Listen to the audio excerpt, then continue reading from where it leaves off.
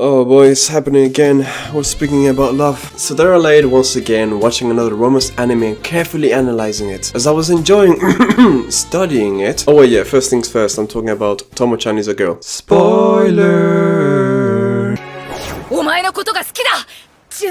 I noticed something that happens very often in this anime in real life. I noticed something that I myself have previously done. I noticed something that you've probably done. I noticed something that people continue to do. And this mistake that I'm talking about is to change yourself in the pursuit of love. Now, what exactly do I mean by changing yourself? Because if you flick through the video, you're going to hear me at some point saying that changing yourself is good.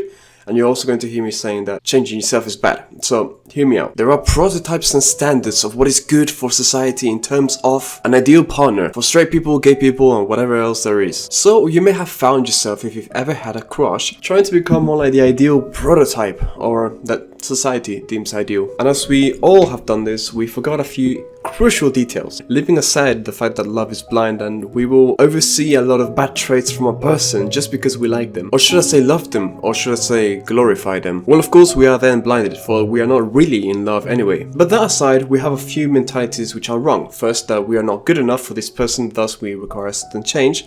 But that's not always bad. And second, that we ought to fit a certain standard in a more high degree in order to get this person that we want. Maybe we should become more feminine, more masculine. You're probably starting to see what I'm talking about. Perhaps back in school in your younger days, you had a crush and you thought to yourself, I should become more popular, or I should hang out with the cool kids in order to get this person that I like. Maybe I should get everyone's attention a certain way in order to be more validated. Blah, blah, blah. The biggest problem with all of this is if you become somebody, no, you don't become, if you act to be somebody that you're not, and you do end up getting this person, this partner, now what? You live a life with somebody that loves somebody that you are not. You are living a lie. And what, do you think that eventually will become true? This character this mask that you've put on, become the real you? If you give it any proper thought, then of course there's no good side about this. You are with a person that doesn't really like you. You become somebody that you don't like because you like yourself. You don't like to be somebody you're not. And ultimately you live a lie, so there's no fulfillment in this relationship either. But for the sake of the video, and so I don't get grilled in the comments, let's assume that the person that you're pursuing is actually somebody that is not a vain person that just cares about stupid stuff like who's the most popular kid or who's making more money or whatever. Then let's address the point that still stands before we go on to something else. Becoming somebody that you are not is not beneficial to either parties. You should love yourself. You should feel like you are enough. I don't mean this in the modern approach of everybody matters, everybody is loved. Especially if you're a man hearing this, it's very hard to feel appreciated because we are not appreciated by people. Of course, I preach myself a lot about men loving each other a bit more, showing love to each other and appreciation. We deserve it too. But now, it is true that we should work on ourselves. We should improve ourselves. We should not change ourselves. Imagine this, right? There is a core. This core is you. You can improve the stats around this core, but becoming somebody completely different will do you no good. It would require a lot more work, and you will feel like you are maybe playing a video game, and you will not feel fulfilled truly, for what you are improving on is no part of you. I wasted years of my life becoming somebody that ended up crushing it, right, in social events and everything, but crushing it under the light of a person that I am not really deep down. So I can put on a show, best believe that. I can make myself be the perfect social person and make everybody laugh and whatever and charm girls if I wish to and all of these things. However, this is not done under my own charismatic value or tendencies. It is not done enriching my own character out to the world, but rather wielding a mask of what I deem to be most ideal.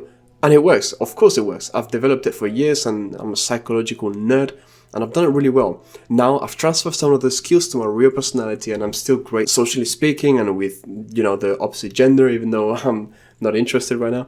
And all of these things. But if I had put all of that effort into myself, then I would probably be even further ahead than what I am now in these spaces. In this anime, the girl has a crush on the guy, and she wants to become more feminine for the sake of him, because the guy doesn't really look at her as a girl, he just treats her like one of the boys. As a viewer, we realize that he does have feelings for her, but he himself does not realize it really. The tension and awkwardness between them keeps on increasing throughout the anime, like any good rom-com. As she tries to be somebody that she's not, more problems arise, and she's not comfortable with herself, and he is not comfortable with her. they start to grow further apart and get confused all between themselves. They've been friends forever, but now for some reason, even though they want to go for something even deeper and stronger, they can't do it. And the main reason is because she's trying to become somebody that she's not. Now here is the proper solution. There are what I would call universal values, universal traits, and there are attributes in this that we can all increase in ourselves. Nevertheless, there is a uniqueness to all of us. There is a uniqueness in you and a uniqueness in me. And it should be around this uniqueness that we improve our own qualities. If we want to become somebody that stands out more because we want this partner, it should be to stand up more in the eyes of this partner, right? Not in the eyes of everybody. But above all, first things first, the self-love is the important part. So raise your own self-esteem. Now how would that happen?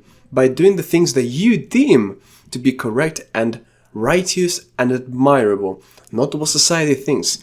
This, actually, in a esoteric conversation, would be a crucial and very important step for society to become more autonomous and separated from government control as well as society standards.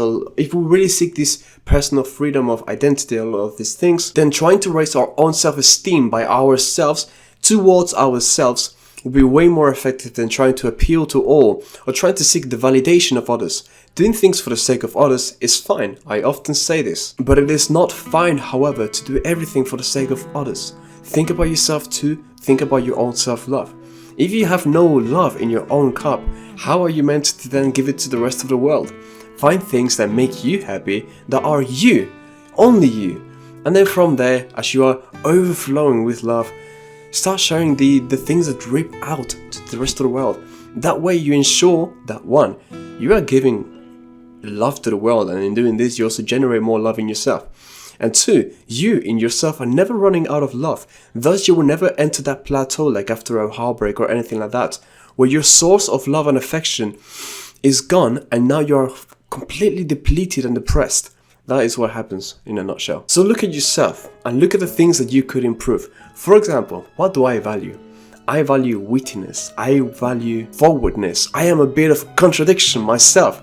But I love people that are smart and get to their goals through any means possible without hurting others. And I also like people that are so straightforward and transparent that they just beam with strength. Look, you can be as complicated as I am. As I just told you, I am a living contradiction. What I do is I adapt myself to whatever situation is best in that moment, whatever person. And when I say best, I mean best for my entertainment. And obviously, when you are doing these things, do not ever hurt other people. That should be an ultimatum for you.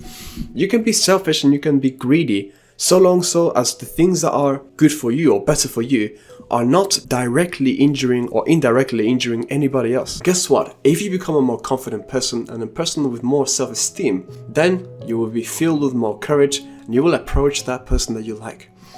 Guess what? Perhaps, as we have said at the start, love is blind and it turns out that this person still doesn't like you and they won't give you a chance. If that's the case, good riddance.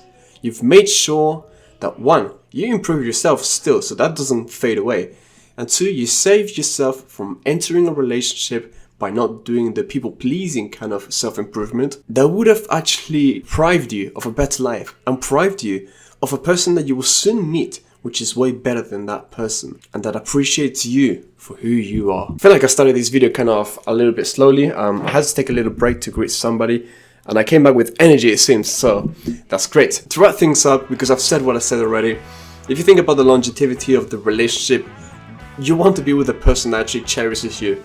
It is exhaustive to wear a mask. If you do any sort of public speaking or public relationships, you know this. It is exhausting to just be good, to be kind to the client, to do all of these things because people are insufferable. If you're on a path of self-improvement, you have taken it upon yourself to say, you know what, I'll become better and I'll have more responsibility upon myself to just be better and deal with the people that are arrogant, busybodies, insufferable in society, because there's plenty of them.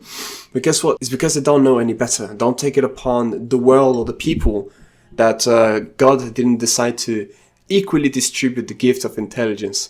It is what it is. Strive to be 1% better every day, and much love.